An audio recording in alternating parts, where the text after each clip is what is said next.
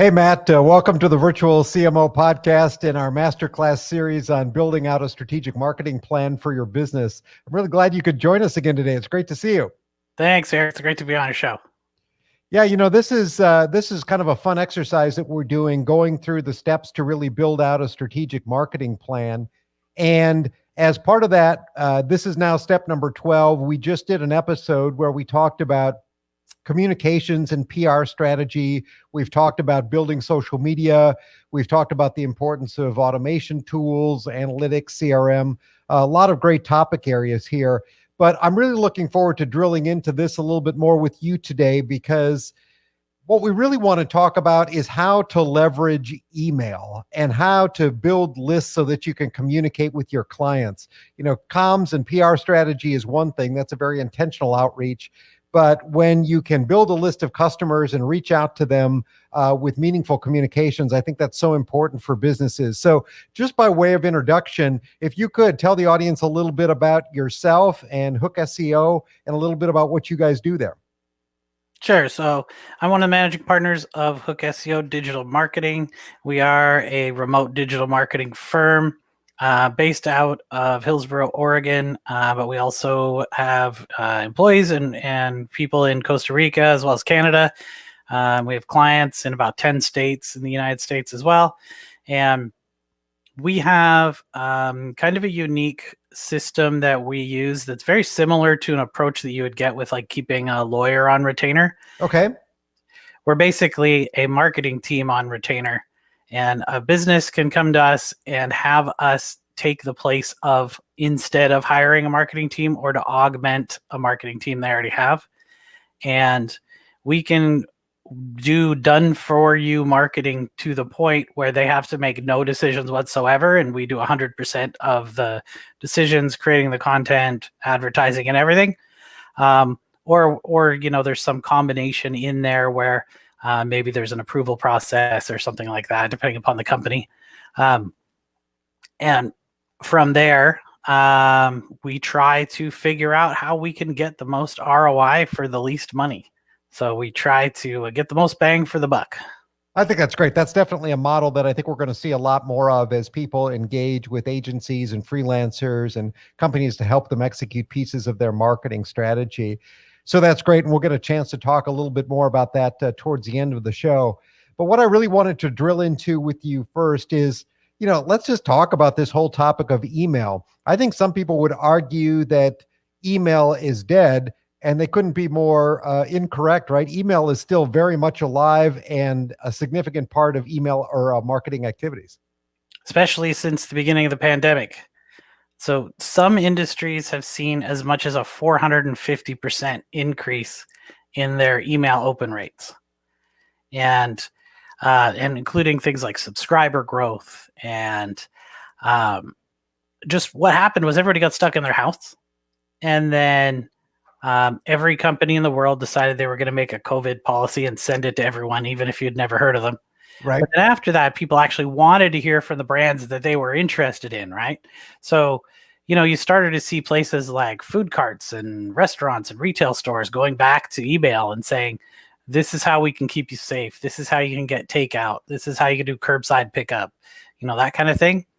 And then because people were interacting with email so much more, it became a much more vibrant and active channel again. And that is not slowed at all. It's just getting more and more use now. I have found that my open rates are a lot higher just in my own inbox. And I think it's because we're working remotely. There's more time to sort of explore the email communications that are coming in. But, there is still this vast chasm, if you will, between emails that you want to open and read and the ones that you just can't click, the trash bin icon soon enough. Right. You'd think that people would have mastered email marketing by now. It's been around for a long time. Yeah, it's been like a quarter of a century. Yeah. And there are still so many emails that are terrible. They are. The internet is full of trash. Yes. And people send it out all the time. And it's weird, because there's some companies and stuff that are generally pretty good at communicating with their clients. and then they go to do email marketing and they put on this like dunce cap and they're just like, buy my stuff, buy my stuff. It's like the only thing that they say. And Yes. that's not what you want to hear from No. most brands, right? No. I mean, there's some exceptions, right? Like if I sign up to a list that says sign up to find out when we have sales, and then they send me when they have sales, that's fine because that's what I asked for. Right. But if they say sign up and we'll give you like tips and tricks to do with hiking and camping, and then the only thing they ever send me is 20% off hiking boots, then I don't care. Yeah, that's exactly right. I think, it gets down to the same topic that we've discussed many times on here, which is you want to always be providing value and you want to be transparent with why somebody would sign up and what they're going to get for it. And that really is the first element of this, right? In order to have email marketing campaigns, you have to have names and email addresses. Mhm. And one of the things that companies often stumble upon is they don't have a good process in place for collecting email addresses. So let's start there. How do you advise companies to begin to build their lists? Well, the first thing you can do is you can take all the emails that you have of your existing clients, and I wouldn't just put them onto a list. What I would do is I would take it, depending upon how many you have, take sections of groups of those customers and send them an email and tell them what your email, like whether it's weekly or monthly, whatever it is, tell them what you're going to send them and how often you're going to send it to them, and ask them if they want to be on that list and give them a button that they can click to go subscribe to your new list, right? And you don't have to call it a list. You can call it an email club or something like that. And now you're giving them the option to get on your list. So say you have 1,000 customers, you send that out to all 1,000 customers. If you have pretty good rapport with your customers and stuff, you could probably get 20-25% of those people to join a new list. So now you've got an email subscriber list of 250. And then you need to make sure when you have any kind of communication with your client, especially if it's online, like a electronic shopping cart, e-commerce, online ordering, online booking system, something like that, you want to have the box already checked that says, tell me about, and then the description of what your newsletter is going to be about. So example, my newsletter that I send out every week is interesting stories and tips about marketing. So if somebody wants stories and tips about marketing, I put that in a place with a box checked for them when they check out, if they get like a course or something from us. And if you are in a country where you have something like GDPR, then you want to make sure that the box is unchecked and that they have to actively check it to get on the list, because that's the law. California is getting there too, but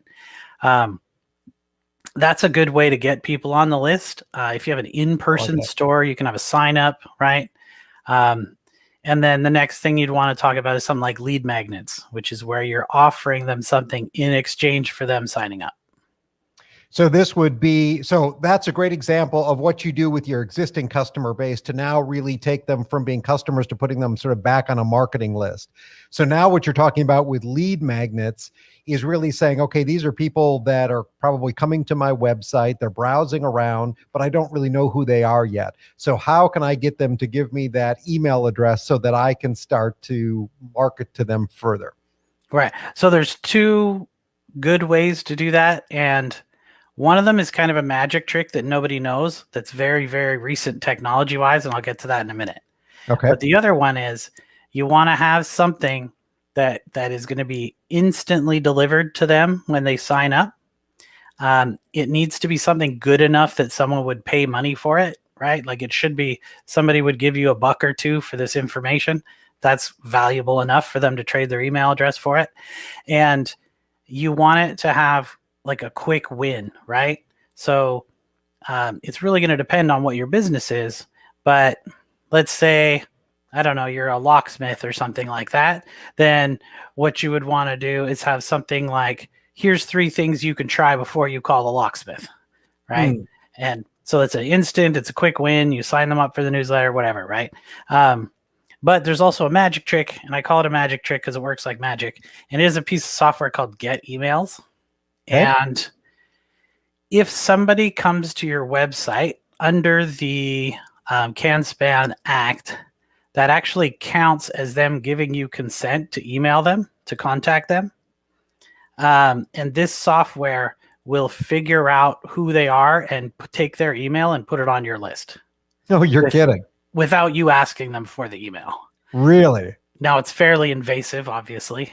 Yep. You wouldn't want to use it in most cases, but this software does exist. So, and it's probably got about 25 to 40% accuracy.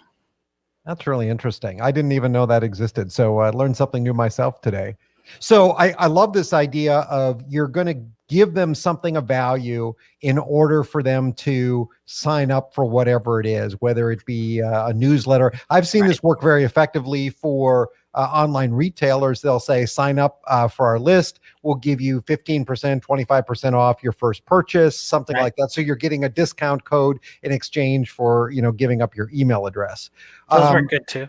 Yeah. Or a white paper. But like you said, it has to be something of significance, something that you're willing to pay $1 or $2 for, even though you're not paying it.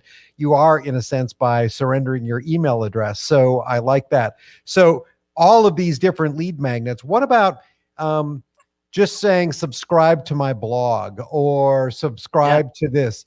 Do you think that that is an effective enough offer to get people to give their email address?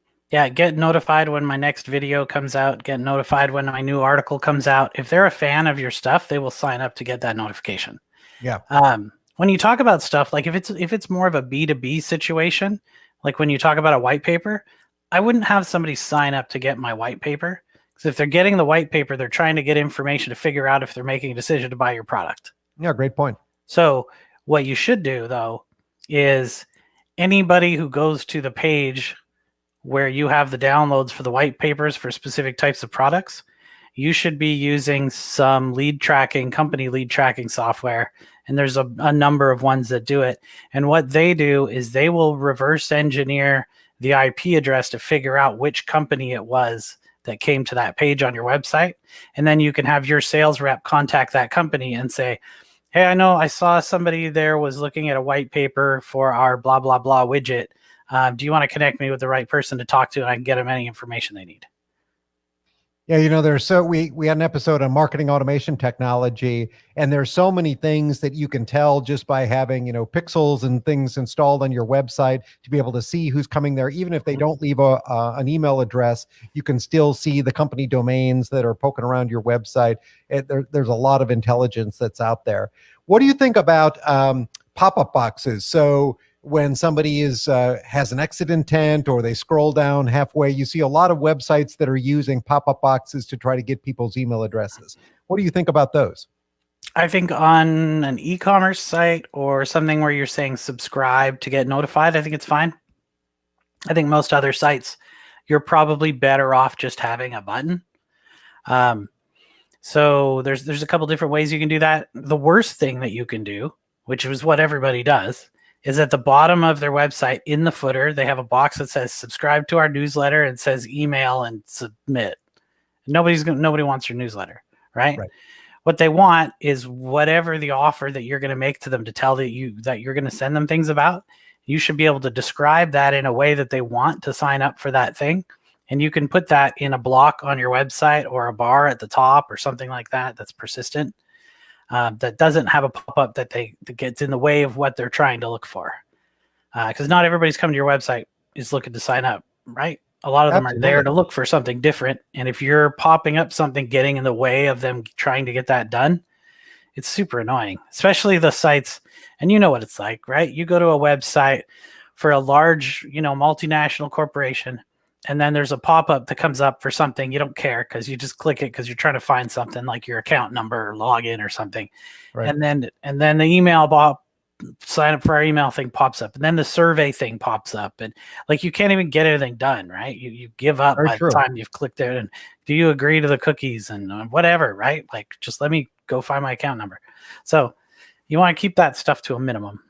It can be very invasive. That's true. And I have read some statistics that say, like, when people are coming into a blog post, that having that pop up on exit intent or something is a fairly decent way to collect names, because if you just have a static panel, like you said, at the bottom of your blog or something, the chances are very small that somebody is actually going to sign up for that. But sometimes if you prompt them, they will. What works pretty well is having it in the blog, like halfway or 3/4 way through the article. and they're reading it and they're like, oh, I like this article. I'll type in my email address, hit submit, and then they'll read the rest. Yeah. But when they hit submit, don't take them away from the rest of the article. Right. They want to read the rest. They just signed up for it. Well, I think that actually brings up another good point in that sometimes the forms that businesses ask you to fill out just to sign up for a marketing list, they want way too much information. The key is you really don't need anything but an email address to get started. Yeah, I kind of like to go name an email. Yeah. And so there is, in some instances, you may get a lot of people on your list that you don't want. When, if you have kind of a two-sided industry, like a good example would be property management. If you are trying to get signups from people who want to rent their properties instead of people who are renters, then you try to put information in that weeds out renters. Right? Makes sense. So you can do that for certain things, but for the most part, name and email is fine. Yeah, and sometimes it can just be first name. Every field that you add is another point of resistance, which will further keep people from doing it. Because certainly there are many people, I see it on my own email list, that you can tell the email that they're giving you is their spam email list, right? It's not their main email address. It's the one that they use to collect all the marketing information. Right. Okay, so now we've collected some names. We've got some lists. Now comes the hard part, right? We've got to compose a compelling message. So we've already created our brand story and some of our marketing messages, but how do you recommend people structure an email campaign so that it's not just a single message that's going out, but it's a series? We talk a lot about the buyer's journey, sending the right message at the right time, but how do you advise clients to start crafting sort of an email strategy now that they've got names in a list? Well, once you're creating your list, an extra step that you should be doing, unless you're creating from scratch, is you should be tagging those emails or separating them onto different lists. So because you don't want to send the same message to your existing clients that you would be sending to someone who's maybe a prospect. And it may not matter if you have a smaller company, but as you get bigger and you're going to have bigger lists, then you're going to want to have your lists either segmented with tags, where a tag could be something like client versus prospect, or you could have, if you have multiple lead magnets, you could say tag them with the one that they downloaded it from. And then once you have your lists segmented or you have them on separate lists, then you want to craft an email that is along the lines, at least in the same neighborhood as what you told them you were going to send them. And of course, that's going to be different for everybody because you want to have a compelling reason for your list. But there are millions of ways to send people interesting, personable emails where you're building a relationship and building a rapport with them and making them want to keep hearing from you. And there are a million other ways to throw that trust in the garbage and send them a bunch of crap that they don't want. And unfortunately, the sending crap is what seems to happen most of the time, because a lot of times email marketing is an afterthought. They don't have a plan. They don't have a content calendar. They don't have, any kind of creative writing or anything involved in it. There's no copywriting involved a lot of times. And what you really want to do is be crafting the messages that your clients, what they want to hear from you, not what you want to tell them. Does that make sense? It's so true. And, there are a lot of different tools that you can do this. You can do it from your marketing automation tool, which I would recommend, because then you get all the tracking and the analytics that are around that. And it's like many things in marketing, it's about experimentation. It's about seeing what works and what doesn't and trying different things, doing A/B testing and seeing what works. I get emails from some very reputable companies that are text-based. They no images, it's just all text. I get others that are very rich with images. I don't really know which one works the best. That's what you have to experiment with. You have to try different things and see what your particular audience responds to the best. There is no sort of magic formula that says if you put your email in this form or in this format, it'll magically work. Right. My email list that I get the most response from I send text emails that have the odd animated GIF in between them, where I tell a story that is anywhere from half a page to sometimes 3 or 4 pages long. And then it wraps around to have some kind of moral or marketing message or business information, but the story relates to the message. And people, I don't know how many times I've heard it. They're like, "How long can your email be?" And the truth is, it can't be too long. It can only be too boring, right? Mm. So if you can only write 3 sentences and make it compelling, then you should have a 3-sentence email, right? But if you can write, a short story or an informational piece or something, you don't want to go crazy, write a whole book, but you know, there's no gameplay there that says, like, game plan that says it has to be this long, Right. right? Right. Another thing, when you're talking about kind of split testing and stuff, it's easy to test formats with your audience when your audience is fairly small. Yes. And I would say the way to know that you're on the right track is when people respond to your marketing email. And nothing makes your client feel like you don't give a crap about them more than when you send them an email marketer, like a marketing email that says, "Do not respond at company.com." Right. Right. Because Great that's point. not a conversation then. That's just somebody yelling at you with a megaphone. Yes. Right. And I would say, I have a list that I send. My marketing tips list is, it's under 1,000 people, and I get anywhere from 3 to 8 responses every week of people telling me that they like the story or whatever it is, right? And that list generates thousands of dollars of business for us. And then I've worked with companies. I was a contractor working with a marketing agency for a nationwide furniture company that had more than 1 million people on their list. And after, like, I took over for someone who had left or something, I don't know what happened to them, but anyways, it was like, emergency, I need somebody to send an email to 1 million people, right? And I'm your guy. So I go down, I start doing this several years ago, but after we kind of got the ball rolling again, the next strategy that we implemented was separating their list into smaller chunks.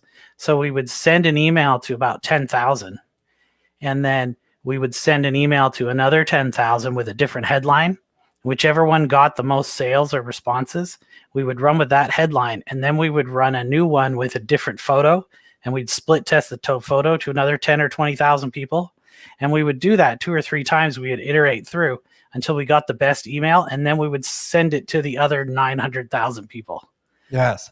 And that was the way that we could get the biggest response, through split testing, and we could do all of that split testing in one day. And I think, you've mentioned a couple really important things here.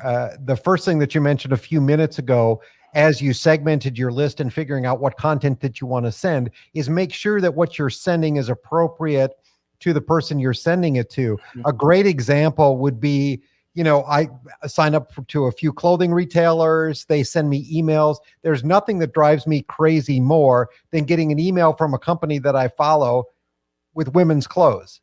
Well, I'm a man. I'm not buying any women's clothes. So don't send me advertisements for women's clothes. That's a pretty basic distinction. And it's a way that you can actually really offend people. I hate it when somebody sends me an email as a prospect when I'm a customer.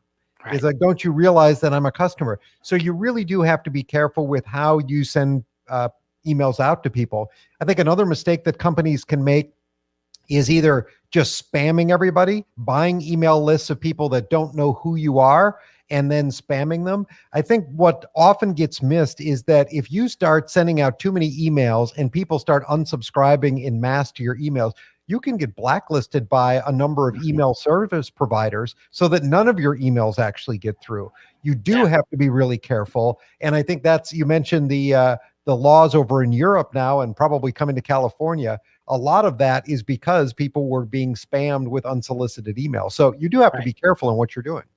Now, I wouldn't say you can't buy a list. I'm not a huge fan of it, and there's a lot of reasons for that. One of them is there's a lot of Trojan horse emails in those, and what those are is MailChimp and Constant Contact and other companies create emails to put on those lists so that when you upload that list that you bought into their system, they can detect that you bought it. Got it. And they can just straight up block you. Yeah. The other thing is, tons of those email addresses are going to be crap. So you pay by the amount of emails, either the amount of subscribers you have or by the amount of emails you send, or both, depending upon the provider. So if you have an email list and 30% of the addresses are no good, 30% of your money's wasted, Yes. right? However, there is a way to clean those lists. So you can use a list cleaning service to clean that list, get it down to kind of a manageable amount of real addresses. And there's a number of ways to clean a list. And then you can break that into small pieces and send small chunks of subscribers out so that your spam percentage is not too high so you don't get blacklisted. And that's kind of an advanced topic. You can always hit me up with a message or something if somebody wants to know more about that. No, I think it's good. Yeah, it definitely is more on the advanced side, but it's important to know. And I would add, the other thing is that at some point, if you're emailing a customer, I think Gmail even does this now. It'll say, well, such and such has sent you 15 emails and you haven't opened any of them. Do you want to block them? And I think HubSpot's rule, I think, is 11. It's either 11 or 13 emails. If nobody has opened those emails, they'll come and flag them as being an inactive contact, I believe. Right. Yeah. So you do, at some point, you just have to say, I'm going to stop. Now, maybe you can revisit it in a year or something, but don't keep sending emails to customers who clearly aren't interested. So there's a process you should use to clean up your list. And the number one part of that process is making it easy for people to unsubscribe, because you don't want them on your list if they don't want to be on the list, because they're not going to buy from you anyway. So you might as well get them off your list and stop paying for them. Mm-hmm. And then the second thing that you should do is you should be able to segment your list by people who haven't opened any of your emails in, say, the last 6 months or 12 months or whatever that time figure that you want to use is. And what you want to do is take anybody who hasn't opened one and say, let's say your time period is 6 months. Anybody 6 months and 1 day or longer since the last time they opened one of your emails, you export them out of your mail program and you just keep a copy of those, and you will use those later for what's called a win-back campaign. So you keep emailing your regular people, and then you take this chunk of people who don't open your emails in the last 6 months or more, you make a new list with those people, and you send them straight text email with no images, no pictures, no nothing, no fancy language. And you just send them a couple emails, something to the effect of, I'll give you an example. So a friend of mine runs an auto business. He's like an auto broker, car broker. So he did a win-back campaign with his people and said, I have some fabulous pictures we shot of this new Audi in the moonlight. And if you'd like to see them, click here. And they put a link on it. And he sent that out. And within a month, he had a guy email him back, said that he saw the photos, asked him why he hadn't gotten an email in the last 6 to 12 months from them. He's like, I thought you took me off your list. And he bought a $35,000 used car from him. Right. And that's somebody who you normally would have deleted because they're not a contact anymore. But what happens is the deliverability of the emails can go down to a point where somebody's emails are just constantly getting put into the spam folder, so they're not even seeing them, even if they do still want to get them. And the ways to get around that is to sometimes send emails very similar to what a person would send another person. And normally people send emails back and forth. It's just straight text, or it's no buttons, no fancy language or anything in it, right? Or maybe just a few photos. Also, if you send an email with no links in it at all, that can really help get you out of the spam box and back in the inbox, at least temporarily, so somebody can start seeing those again. As we're going through this, some of our listeners may say, well, this is complicated. You're talking about different campaigns, list segmentation, and there is a lot of complexity to it. And that's one of the benefits of having a marketing automation tool, especially when you can get workflows and things involved, because then you can create these campaigns, you can create these automated emails. And when you add these people to a list, it just triggers an event which starts sending them emails on a regular basis. And that is definitely an advanced topic, which is more than we'll cover here today. But the point is that email is still a very valid marketing communications tool. And if you do it right, you can see some pretty big success with it. Yeah, and another thing that you could do when you have a well-segmented list is you can upload those lists into your advertising, right? So you can make an audience in Facebook and Instagram or LinkedIn or Pinterest or Twitter or Google, right? Out of your audience of, say, active subscribers.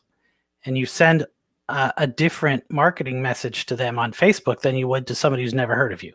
Yes. And then, and people, just like they have people where they're sending emails to that are inactive subscribers, or they're sending prospect emails to clients, they do the same thing with their retargeting ads on Facebook. I don't know how many times I've signed up for something or bought something, and then they're still sending me prospect emails for the next, or advertisements, retargeting advertisements for 3 months. What a waste of money, right? It is a waste of money, All right? they had to do is put in it's like a 2-button thing, right? You have an audience of clients, right?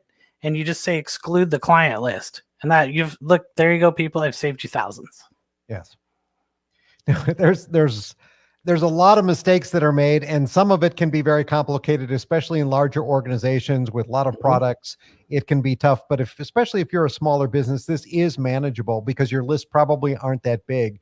But when you get to a point where somebody's identified themselves to you and you've got the ability to market to them, especially if they've showed some kind of interest, email can be a fantastic tool for reaching and moving that buyer throughout the buyer's journey.